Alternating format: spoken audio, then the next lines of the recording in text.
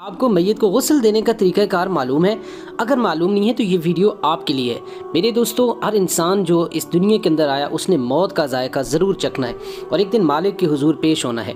लेकिन अगर हमारे सामने हमारे किसी दोस्त, अजीज़, भाई, हमारे वालिद की किसी की मैयत हो जाए और हमारे सामने उसको हमें कहा जाए कि गुस्ल देना है और अगर हमें उस गुस्ल देने का तरीक़ाकार मालूम ना हो तो मुझे बताएं हमारे लिए कितनी ज़्यादा अफसोस की। सबसे पहले जो काम है वो आपने ये करना है कि ये जो लकड़ी का फट्टा है सामने जो नज़र आ रहा है इसको 3 मरतबा या 5 मरतबा ताक मरतबा 1 मरतबा आपने धोना है।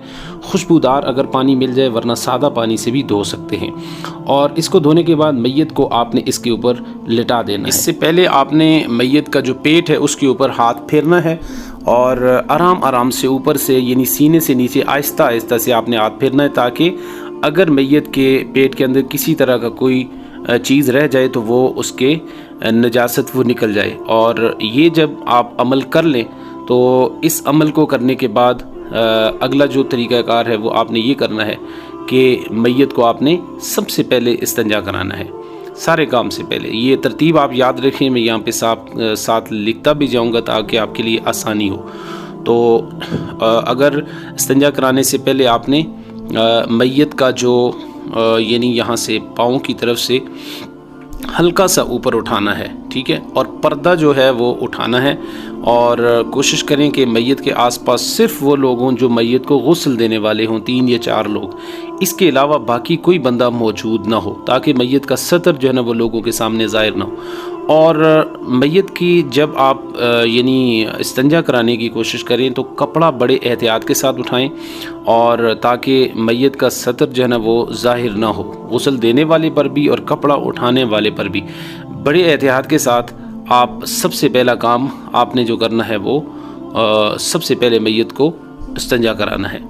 और उसके बाद जब ये तरीक़ाकार आपका मुकम्मल हो, और इसके लिए जो कोशिश करें पानी हो आपके पास, वो कम से कम ऐसा पानी हो कि जो न बहुत ज़्यादा गर्म हो न बहुत ज़्यादा ठंडा हो, और बेरी के पत्तों से जिस पानी को जोश दिया हुआ हो, अगर वो पानी मिल जाए तो वो सबसे ज़्यादा अफजल है। लेकिन अगर वो ना मिले तो सादा पानी के साथ भी गुस्ल दिया जा सकता है।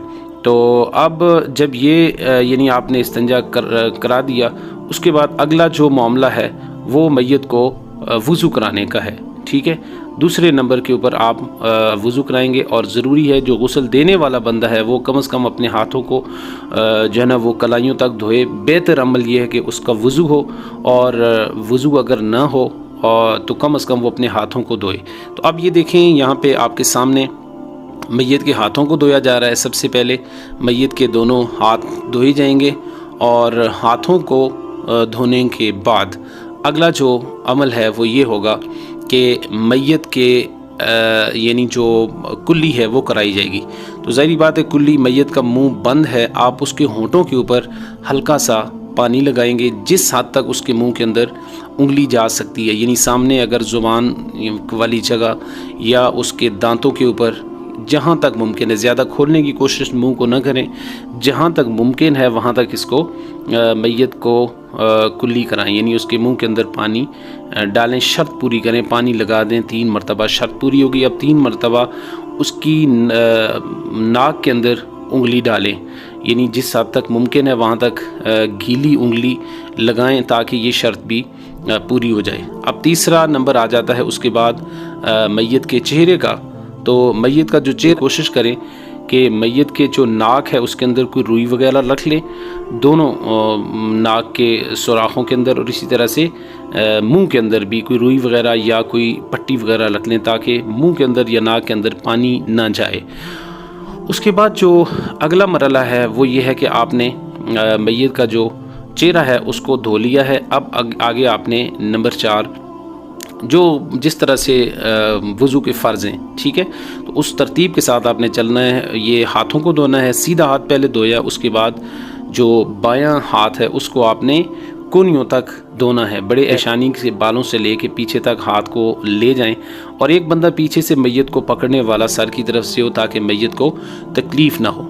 तो यहाँ तक हमारा वज़ू हो चुका है। पाँव के लिए 2 ऑप्शन है, एक ये है कि आप पाँव धो भी सकते हैं यहाँ पर भी, इस मरहले पे भी, और दूसरा ये है कि आप पाँव को आखिर के अंदर भी यानी सारा गुस्ल देने के बाद भी धो सकते हैं। तरीका है वो बहुत अहम है, इसको समझिए। सबसे पहले जब आपने वज़ू मुकम्मल करा लिया तो मैयत की दाहिनी तरफ यानी दाईं तरफ से 3 मरतबा आपने उसको उस करवट पे लिटाना है। तो 3 मरतबा आपने दाईं तरफ पानी बहाना है। लोटा है तो लोटे के साथ, अगर मग है तो उसके साथ, और साबुन भी लगाकर बिल्कुल यानी इसकी जो दाईं तरफ है टांग और ऊपर तक उस साइड वाला दाईं तरफ वाला बाजू, ये सारा आपने धोना है। अब उसके बाद बाएं तरफ यानी जो उसका बाईं तरफ है उस तरफ आपने 3 मरतबा वो कंधों से लेके नीचे तक यानी पाँव तक आपने पानी बहाना है और 3 मरतबा पानी बहाना है, अच्छी तरह से साबुन लगाना है और उसकी सफाई सुथराई मुकम्मल करनी है। ठीक है। उसके बाद जब ये मामला हो जाए तो उसके बाद आपने पूरे यानी सर से लेके आगे पाँव तक 3 मरतबा आपने मैयत को बिल्कुल आपने इस अंदाज़ के साथ गुस्ल देना है कि उसकी कोई भी जगह बाकी ना रहे। ठीक है। और इस दौरान आप अब ये ना वो सर के बालों को अच्छी तरह से धोएंगे और दाढ़ी है तो दाढ़ी को अच्छी तरह खिलाल करके दाढ़ी की जड़ों तक पानी को पहुँचाएँ और वहाँ से लेके नीचे तक आखिर तक, और जो है ना वो सफाई सुथराई के साथ मैयत जो गुस्ल देने वाला बंदा है उसके हाथों के साथ कोई ना कोई चीज़ जो है ना वो होनी चाहिए, कपड़ा होना चाहिए।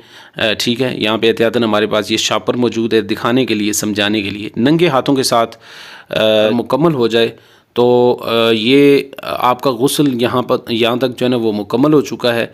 अब आखिर के अंदर आपने एक काम ये करना है कि आपने 1 मरतबा आखिर में फिर इस्तिंजा मैयत को इस्तिंजा कराना है, ताकि दौरान गुस्ल अगर किसी तरह की कोई निजासत वगैरह निकल भी गई हो या कोई मसला हो भी गया हो तो उसको आखिर के अंदर एक बार फिर हमने उसी तरह से पेट के ऊपर आराम आराम के साथ हाथ फेरना है, हल्का हल्का। ठीक है। और थोड़ा सा मैयत को पीछे से उठाना है, एक बंदा उठाने वाला हो ताकि मैयत को तकलीफ़ ना हो। और उसके बाद जब ये मामला मुकम्मल हो जाए इस्तिंजा कराना है आखिर के अंदर, और कोई निजासत वगैरह अगर हो तब भी उसको साफ़ कर दें, दोबारा गुस्ल करने की ज़रूरत नहीं है।